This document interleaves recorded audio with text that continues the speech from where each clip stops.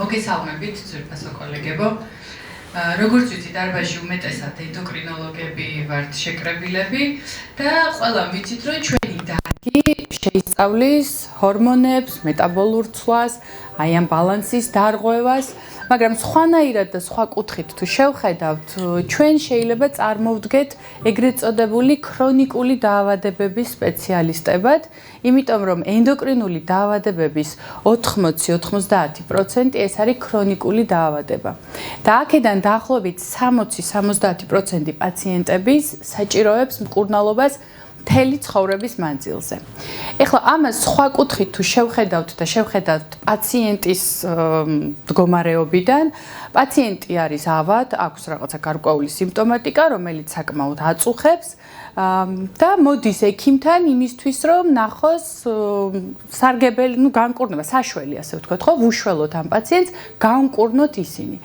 და რეალურად რა ხდება, როდესაც ჩვენ კაბინეტში მოდის პაციენტი ქრონიკული დაავადებით, ჩვენ ვეუბნებით, რომ მაქსიმუმ ჩვენ შეგვიძლია გავაკეთოთ ის, რომ შენ დაგეხმაროთ ამ დაავადებასთან ერთად ცხოვრებაში. ანუ ამ დაავადების მართვაზე ვაკეთებთ აქცენტს და ჩვენ არ ვეუბნებით, რომ ამ დაავადებისგან ჩვენ პაციენტს გავკურნავთ.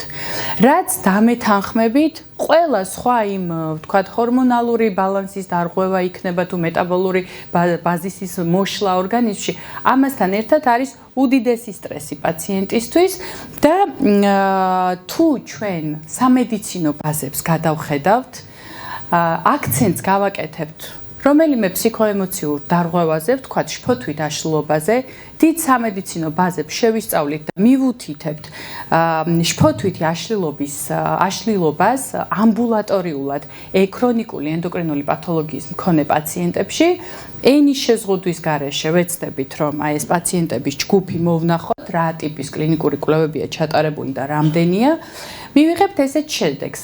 დაახლოებით 59 კლინიკური კვლევა მოიძებნება 25,000 მონაწილით, 37 ქვეყანას რომ მოიცავს და აქედან 25%-ში პაციენტებდა აღინიშნება შფოთვითი აშლილობა.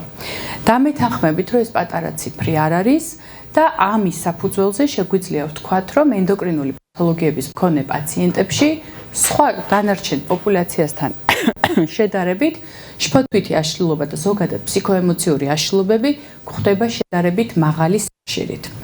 რომელია ეს დაავადებები? ეს დაავადებები არის, რა თქმა უნდა, შაქრიანი დიაბეტი, რა თქმა უნდა, ფარისებრი ჯირკვლის დაავადებები, რა თქმა უნდა, თირკმელზე და ჯირკვლის დაავადებები და რა თქმა უნდა, არათირეოიდული ფარისებრ ჯირკვლის დაავადებები, სადაც კალციუმის ცვლა არის დარღვეული და საკმაოდ მოწყვლადია ესეთი პაციენტების ჯგუფი ფსიქოემოციური აშლილობებისადმი. ცალკე ინტერესს იპყრობს რეპროდუქციული ფაზების დარღვევები ქალბატონებში და აქ კიდევ უფრო მეტად საინტერესოა სტატისტიკა დროის პერსპექტივაში. თუ 2012 წლის კლინიკური კვლევის მონაცემებით დაახლოებით 20%-ში იყო შფოთვითი აშლილობა საკვერცხის პოლიკისტოზით დაავადებულებში, 2017 წლის მონაცემში ეს მაჩვენებელი უკვე 42%-მდე იზრდება. აუტოიმუნური თირეოიდიტი ასევე 41.6%. საერთოდ ის რომ ფარისებრი ჯირკვლის დარღვევების დროს ემოციური ფონი და შფოთვა აქტუალურია და მნიშვნელოვანია, ამაზე საუბარი ჯერ კიდევ 1986 წელს პირველად დაიბეჭდა სტატია, სადაც იყო საუბარი, რომ 3.5-ზე მეტი პაციენტი ჰიპერთირეოზით უჩიოდა შფოთვას. და ეს იყო 60% პაციენტებისა. შემდგომ წლებში უფრო დეტალური შესწავლა მოხდა შფოთვის და დეპრესიის, ოღონდ ამჯერად უკვე ჰიპოთირეოზის შემთხვევაში და აქ ძალიან განსხვავებული, შედარებით ერთმანეთისგან განსხვავებული პარამეტრები იქნა აღმოჩენილი ქალებსა და მამაკაცებს შორის. როგორც ჩანს, ქალები უფრო სენსიტიურები არიან და შფოთვა ჰიპოთირეოზით დაავადებულებში დაახლოებით 65%-ში არის, ხოლო მამაკაცებში 50%-ში. საინტერესოა დეპრესიის პარამეტრები, მამაკაცებში ეს არის 53%, ქალებში 62%. თუმცა აქ ძალიან ნიშანდობლივი არის ის, რომ მამაკაცებში განსაკუთრებით ეს შფოთვა და დეპრესია მიდის ერთი მითი გამოხატული სიმპტომით ეს არის ლიბიდოს დაქვეითება. შედარებით ყველაზე ხშირად რაც აწუხებს პაციენტებს და რის გამოც მერე უკვე ის არის გადამისამართებული შესაბამის სპეციალისტთან. ძალიან საინტერესო იყო, როდესაც ძიება იგივე აბსოლუტურად ანალოგიურ სამედიცინო ბაზებზე გავაგრძელეთ, ოღონდ ამ შემთხვევაში ენდოკრინული პათოლოგია არ იყო მითითებული, იყო მითითებული შაქრიანი დიაბეტი და ხედავთ ციფრი რამხელა 2.102.000 პაციენტი იქნა შერჩეული და მათში 28% იყო შფოთვითი აშლილობა. ეს ლოგიკურია, იმიტომ რომ დღეს შაქრიანი დიაბეტი თავისი აქტუალობის, მაღალი სტატისტიკის, სამომავლოდ გაზრდილი მოსალოდნელი გაზრდილი რიცხვის გამო და იმის გამო, რომ მედიცინისთვის ის რა თქმა უნდა არის ძალიან დიდი გამოწვევა ჩვენი დარგის სხვა დაავადებებთან შედარებით, ბევრად დიდი და ბევრად ხშირი, აქ მას განიხილავენ როგორც ცალკე და იშვიათად არის შეყვანილი სხვა ენდოკრინულ დაავადებებთან ერთად. თუ შევხედავთ ამერიკის დიაბეტის ასოციაციის გზამკვლევს, მისი მიხედვით 2002 წლისთვის 14%-ში იყო შფოთვითი აშლილობა, 40%-ში იყო შფოთვა. განსხვავება შაქრიანი დიაბეტი ტიპ 1-სა და ტიპ 2 შორის ამ შემთხვევაში არ დაფიქსირებულა. რაც შეეხება უკვე 2022 წლისთვის ჩატარებულ კვლევას, აქ გაუმჯობესება აღინიშნა, შფოთვა შეინიშნა მხოლოდ 28%-ში, შფოთვით აშლილობებზე უკვე აქცენტი არ არის გაკეთებული და ამის ახსნა ალბათ არის ის, რომ თვითონ გზამკვლევშიც კი ბევრად დიდი აქცენტი გაკეთდა უკვე პაციენტისადმი ინდივიდუალურ მიდგომაზე, რომელზეც მოგვიანებით უფრო დეტალურად ვისაუბრებთ. რატო იწვევს ენდოკრინული დარღვევების შფოთვას? იწვევს იმიტომ, რომ რომ ეს ჰორმონალური ჰორმონებს აქვთ თავიანთი ზეგავლენა და მათთვის სამიზნე არის ცენტრალური ნერვული სისტემა, მაგრამ ამავე დროს ამ დარღვევების დროს აღინიშნება ისეთი სიმპტომატიკა, რომელიც დამოუკიდებლად ასევე წარმოადგენს ემოციური ფონის შეცვლის ფაქტორებს. ასე მაგალითად, როდესაც გვაქვს თირკმელზე და ჯირკვლის დაავადებები და გვაქვს კატეხოლამინების და კორტიზოლის ცვლის დარღვევა. არის ისეთი სიმპტომი, როგორც ტახიკარდია, კანკალი, სიმძიმეს გააჩნია სიმპტომატიკის, თორე პანიკურ შეტევებამდე შეიძლება მივიდეს პაციენტი, ხო?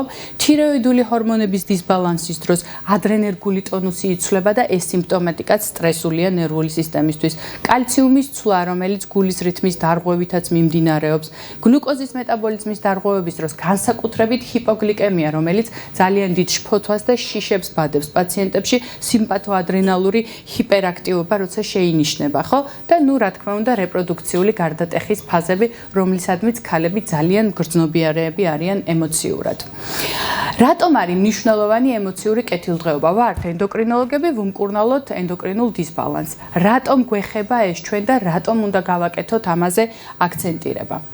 თუ ჩვენ შევხედავთ ისევ ამერიკის დიაბეტის ასოციაციის გზამკვლევს, მისი მონაცემებით სამიზნეს დიაბეტით დაავადებული პაციენტების მხოლოდ 50% აღწევს. ანუ 2-დან 1 მიდის სამიზნემდე. რაც არც თუ ისე სახარბიელო სტატისტიკა იმის გათვალისწინებით, რომ დიაბეტოლოგია არის დარგი, რომელიც ყველაზე მეტად ვითარდება ალბათ დღევანდელ დროს. და რა არის ამის ერთ-ერთი მთავარი მიზეზი? ეს არის დამყოლობა.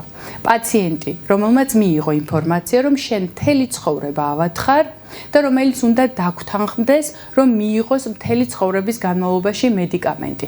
ეს არის დამყოლობა, მისი თანხმობა მკურნალობაზე.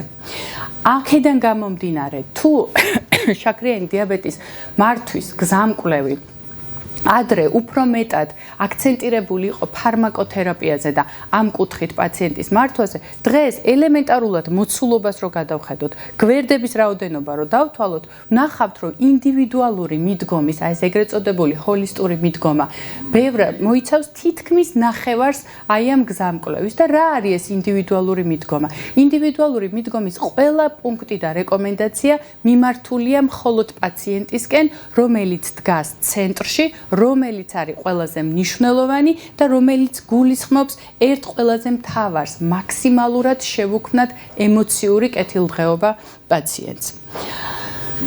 ჯანდაცვის მსოფლიო ორგანიზაციის რეკომენდაციითაც დამყოლობა პირდაპირ კავშირში არის პაციენტის ფსიქოემოციურ მდგომარეობასთან და ფსიქოემოციურ ფონთან.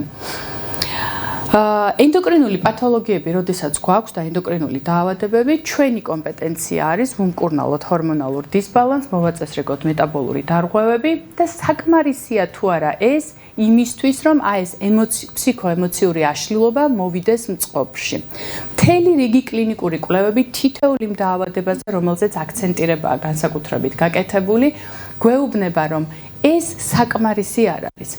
კი ფსიქოემოციური ფონის მოწესრიგება, რა თქმა უნდა, დადებით ზეგავლენას ახდენს, ჰორმონალური ფონის მოწესრიგება, რა თქმა უნდა, დადებით ზეგავლენას ახდენს ფსიქოემოციურ ფონზე, მაგრამ მისგისი სრული ნორმალური ბალანსის აღდგენა და გაჯანსაღება სამწუხაროდ არ ხდება. შესაბამისად, როგორია დღეს მტკიცებითი მედიცინის სტრატეგია ქრონიკული ენდოკრინოლოგიური პათოლოგიებით დაავადებული პაციენტებისადმი, რომელთაც აქვთ ეს ფსიქოემოციური დაავადებები, რა თქმა უნდა, ჰორმონალური ბალანსის აღდგენა პირველ რიგში. მაგრამ ასევე მნიშვნელოვანია ფარმაკოთერაპია მიმართული პაციენტის ფსიქიკისადმი, ასევე მნიშვნელოვანია ფსიქოთერაპია და მკურნალობის დაწყების მომენტიდან აუცილებლად 6-12 კვირაში მათი ცხოვრების ხარისხის კონტროლი და შემდგომ უკვე წლების და თვების განმავლობაში ამ ყველაფრის მონიტორინგი. ერთ-ერთი ესეთი დამხმარე და ასე ვთქვათ, ჩვენთვის თერაპიული დარგის არაფსიქიატრებისთვის მარტივად დასანიშნ მედიკამენტების ჯგუფში შედის თემგიკოლურილი, რომელიც ადაპტოლის სახელით არის ცნობილი, მას ბრჭყალებში დღის ტრანკვილიზატორს უწოდებენ.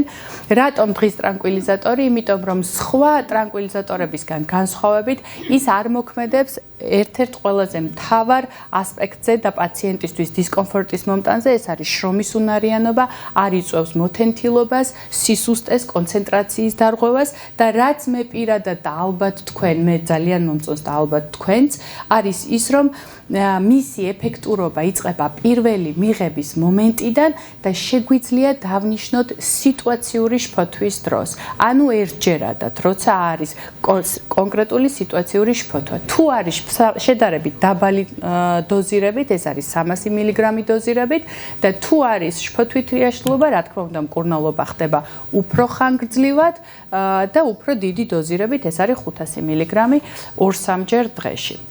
ეს იყო მოკლედ, რაც მე მინდოდა თქვენთვის, რაზეც გამემახვილებინა ყურადღება. ძალიან დიდი მადლობა ყურადღებისთვის და უფრო კარგად რომ ვმართოთ ჩვენი და პაციენტების შფოთვა, ფსიქოლოგს ქალბატონ ნინო ჩაჩიბაიას უფრო მეტი ყურადღებით უნდა მოусმინოთ. დიდი მადლობა.